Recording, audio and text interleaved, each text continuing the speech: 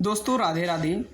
दोस्तों government of India ministry of railway की तरफ से दोस्तों एक एनटीपीसी का अपडेट जारी किया गया है दोस्तों, जिसमें से हमारा आज से यानी कि 14 तारीख से हमारे क्या हुए रजिस्ट्रेशन फॉर्म भरना शुरू हो गए दोस्तों।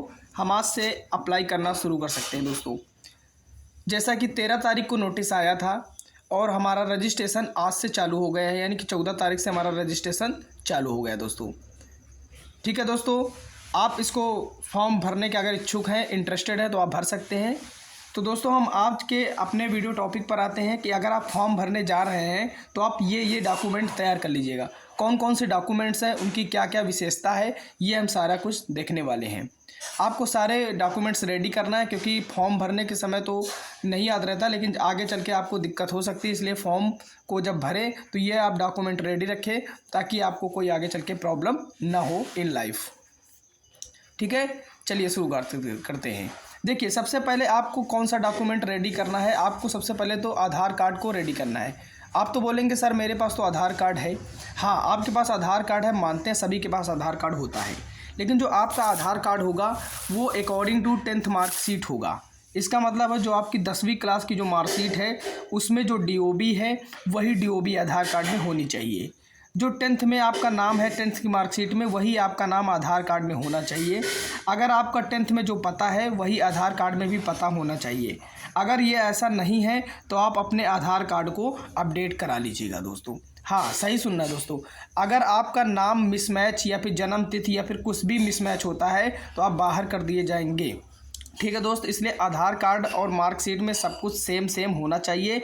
इसलिए जो आधार कार्ड पहला डॉक्यूमेंट है, फर्स्ट वाला, इसमें से आपको याद रखना है कि जो हमारा आधार कार्ड है वो एकदम अपडेट होना चाहिए और एकदम सब अकॉर्डिंग टू 10th मार्कशीट से मैच करता हो। ठीक है दोस्तों, तो ये हो गया हमारा फर्स्ट डॉक्यूमेंट, जिसको आपको रेडी कर लेना है टाइम के रहते हुए, नहीं आपको वर्क को पछताना पड़ सकता है दोस्तों।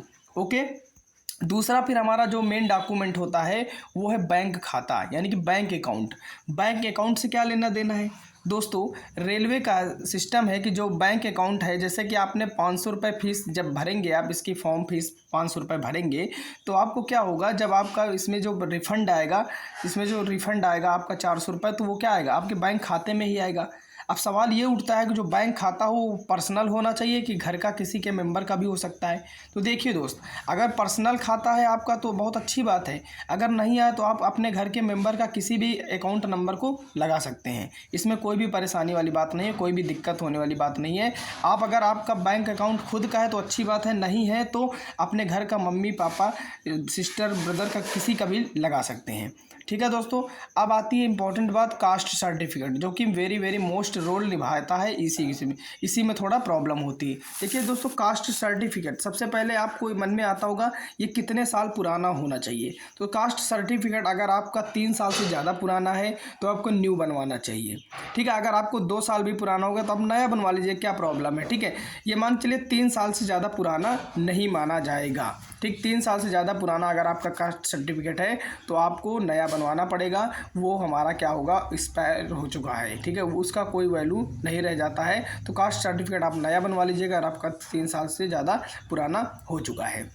अब बात करेंगे कास्ट सर्टिफिकेट में जनरल या UR, यानी अनरिजर्व या फिर जनरल, दोनों एक ही होता है। इसको कास्ट सर्टिफिकेट बनवाने की ज़रूरत नहीं है। ठीक है, जनरल वालों के लिए यानी कि UR वालों के लिए क्या होता है, जनरल वालों के लिए इन लोगों को कास्ट सर्टिफिकेट नहीं बनवाने की ज़रूरत होती है, ये नहीं बनवाएंगे। ठीक है, और EWS वाले जो होते हैं उस कास्ट सर्टिफिकेट बनवा लीजिएगा, जो EWS के लोग हैं। और OBC, जो कि बहुत बड़ा मुद्दा होता है, OBC, तो जो OBC वाले होते हैं इनको क्या करना है, NCL यानी कि जो सेंट्रल लेवल का होना चाहिए, जो कास्ट सर्टिफिकेट होना चाहिए वो स्टेट लेवल का नहीं, वो सेंट्रल लेवल का होना चाहिए। किसका, सेंट्रल लेवल का होना चाहिए। इसको थोड़ा याद रखना दोस्तों, सेंट्रल लेवल का कास्ट सर्टिफिकेट आपके पास होना चाहिए। ठीक है, स्टेट का नहीं चलेगा। हाँ दोस्तों, कास्ट सर्टिफिकेट जो है वो स्टेट का नहीं चलेगा, वो एक सेंट्रल लेवल का ही चलने वाला है दोस्तों। ठीक है, तो ज़्यादा से ज़्यादा जो आपका जो हमारा कास्ट सर्टिफिकेट है वो अगर आपका 3 साल से ज़्यादा पुराना है तो वो नहीं लगेगा, इसको थोड़ा याद रखना। ठीक है दोस्तों, अब फिर अगला आता है चौथा, फ़ोटो।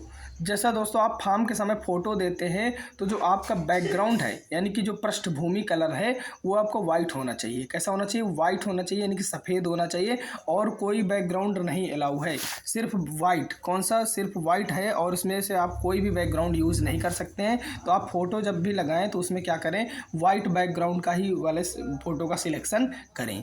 ठीक है दोस्तों, अगला फिर हमारा सिग्नेचर जो आपका होगा वो रनिंग में होगा। जैसे कि हमने इसको लिख रखा है तो ये रनिंग में लिख रखा है।